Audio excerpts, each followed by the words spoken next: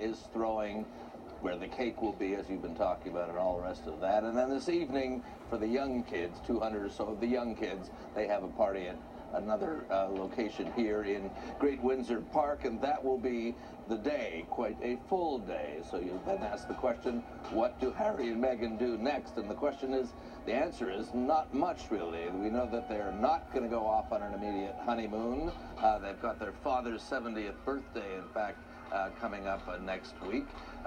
We don't know when they're going to go on honeymoon. There's some talk of perhaps happening later in the summer in August, and the thinking is maybe Africa, maybe Namibia, maybe somewhere else, because they have that connection, having been there before. And not only aren't they going off on honeymoon, they're not, in fact, going to change their lives very much at all. They're going to continue to live where they have been living, which is in Nottingham Cottage, which is a residence within the grounds of Kensington Palace, which is kind of a royal dormitory, I suppose. Various branches of the royal family live there. It's not a grand place. A couple of bedrooms, a reception room, presumably some help, that kind of thing. 1,300 square feet, we're told.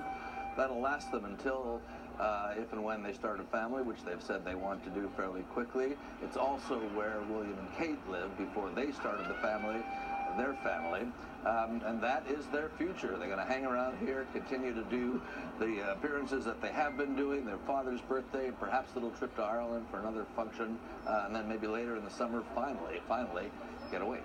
Gail? All right, Mark, what are they going to do next? Whatever they feel like doing. I'm thinking when they're looking for her places to go on a honeymoon, I hear there's some lovely places in Hawaii that they could go.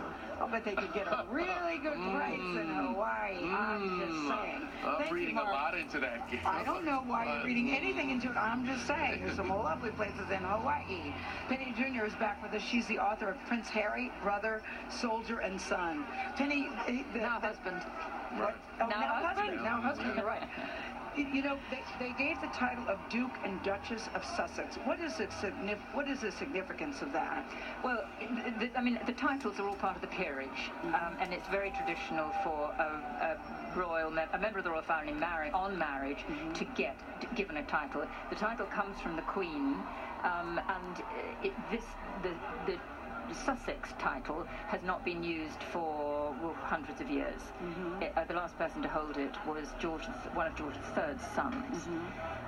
What is interesting is that the last Duke of Sussex actually fell out with his father because he himself had very liberal views, was against slavery, for instance, and various other things.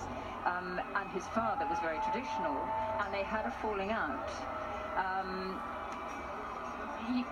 I don't think that's going to happen. I don't think it's going to happen, but I think relationships have been quite difficult between Harry and his father, and William and his father, because of course there's the whole history of the family, and it's not been an easy process for any of them.